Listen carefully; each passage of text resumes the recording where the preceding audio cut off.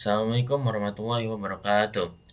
Hello everyone. Hello everyone, And this time, we will explain to you About leadership roles. What is a leadership roles? A leadership role is one where you are responsible to manage a situation, a team, or entire organization ethically and effectively. Leaders have the skill to influence and guide their team in a shared strategy. They are also responsible for building and maintaining employee morale, helping employees reach their full potential and inspiring employee loyalty. 7 functions of leadership. Number 1, setting goals. Number 2, organizing. Number 3, tech interface. Number 4, cooperation among employees. Number 5, motivation and direction. Number 6, liaison between workers and management. Number 7, policy making. A leader's most important function is to set goals for team members, to encourage them to work confidently and enthusiastically. They also then make strategies to achieve those goals. Their motive is to create a roadmap for their team members to how to direct them on the right path and help them achieve the set goals. Jadi, fungsi terpenting seorang pemimpin adalah mendorong mereka bekerja dengan percaya diri dan antusias. Mereka juga membuat strategi untuk mencapai tujuan tersebut. Motif mereka membuat peta jalan bagi anggota tim tentang bagaimana mengarahkan mereka ke jalan yang benar dan membantu mereka mencapai tujuan yang telah ditetapkan. So the second one is organizing. It's mean how a leader organize their group or their team into a task that they can do it effectively. Jadi maksudnya di sini bagaimana seorang pemimpin mengatur suatu tugas atau membagikan suatu tugas ataupun jabatan sesuai kemampuan mereka agar mereka dapat melakukan seefektif mungkin dan bisa mencapai tujuan yang mereka inginkan. And the third one is take initiative. Is how a leader are required to confident to share their new ideas and also encourage them to do the same what they do. Jadi maksudnya di sini adalah bagaimana seorang pemimpin dapat mengambil inisiatif agar para karyawan ataupun timnya dapat mengikutinya. Jadi contohnya di sini adalah share their new ideas, membagikan ide baru mereka. Jadi bagaimana sang pemimpin dapat confident ataupun berani menyampaikan ide yang baru agar para karyawan dapat mengikuti mereka dan mereka merasa comfort ataupun nyaman untuk membagikan ide terbaru mereka. Fourth one is cooperation among employees. Is how the leaders ensure the individual of the group to cooperate with the group and also work as they have to do. Jadi maksudnya di sini adalah bagaimana seorang pemimpin mampu memastikan bahwa karyawan mereka dapat bekerja sama secara tim ataupun secara individu agar tercapai tujuan mereka. The fifth one is motivation and direction. Is how a leader motivating and also support their employees and also help them, direct them, and guide them to face their difficulties. Jadi di sini maksudnya adalah bagaimana seorang pemimpin dapat membantu dan memotivasi para karyawannya untuk menghadapi kesulitan mereka selama mereka bekerja agar tujuan mereka efektif dan cepat selesai dan dapat sesuai tujuan yang mereka maksud. And the sixth one is liaison between worker and management.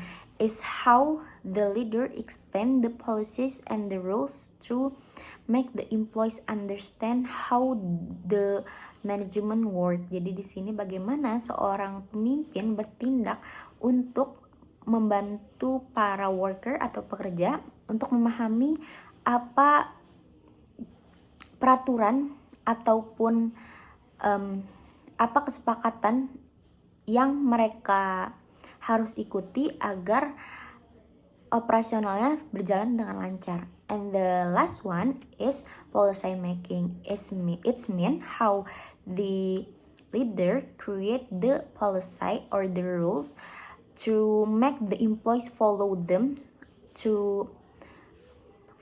for the better. And the last one is policy making. It's mean how the And the last one is policy making. It's mean how the leader create the policy to make the employees follow them and also make an operation of the management get better. Jadi di sini maksudnya adalah bagaimana seorang pemimpin dapat membuat peraturan yang dapat diikuti oleh para karyawannya agar operasional di manajemen ataupun perusahaan tersebut dapat berjalan dengan lancar. So that's all for me. That's all from us. So that's all from us. Thank you. So that's all from us. Thank you for your nice attention. Sorry for any mistakes and see you. Wassalamualaikum warahmatullahi wabarakatuh. Leadership style is defined as the behavior or method chosen and used by leadership in influencing the thought, feelings, attitudes, and behavior of their organization. From Nawawi. And as for other opinion, according to Supardo, leadership style is a complex way and process by which a person influences other people to achieve a mission, task, or goal. And according to Hasibuan, leadership style is a way for leader to influence their subordinates so that they want to cooperate and work productively to achieve organizational goals. In general, leader in every organization can be classified into 5 main types. Oke, maksudnya di sini secara umum gaya kepemimpinan itu bisa diklasifikasikan menjadi 5. And the first, authoritative leadership style, and the first, authoritative leadership style, the second, military leadership style, and the third, fatherly leadership style, and 4, charismatic leadership style, and 5, democratic leadership style. Okay, I will explain about authoritative leadership style. This type of leader considers that leadership is a right. Usually, a decision is taken entirely by the leader without involving the team in the process.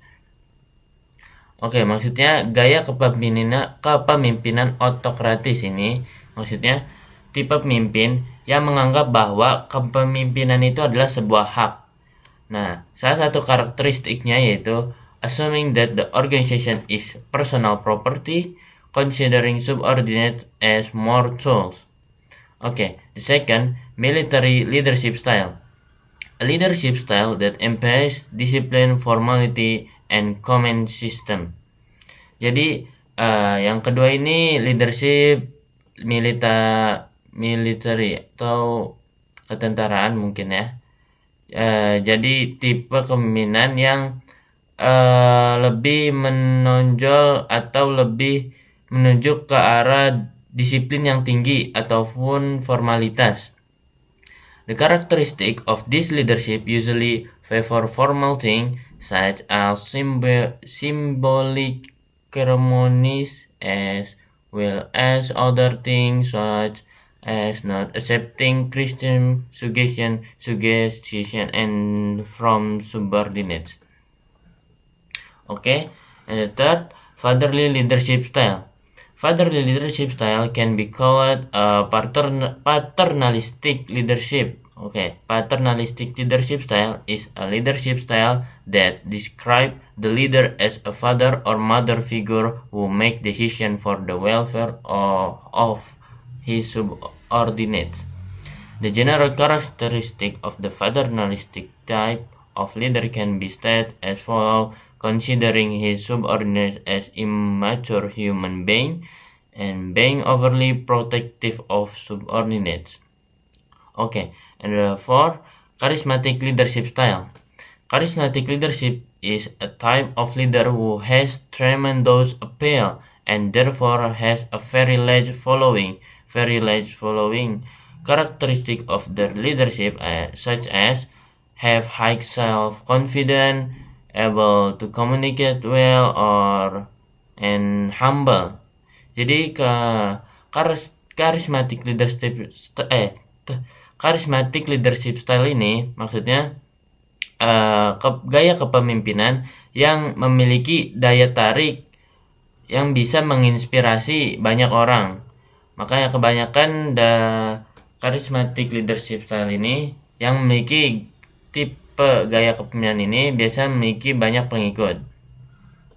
Okay, and the next 5, democratic leadership style.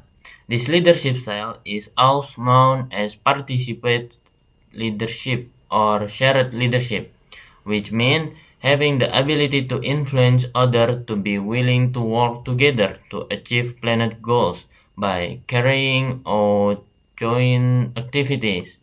The characteristics of this leadership are leader divide responsibilities fairly among team members, or leader are open to listening to opinion and suggestion from team members. And third, leader value difference and diversity within the team. Okay, maybe enough from me. Thank you for your attention. Assalamualaikum warahmatullahi wabarakatuh.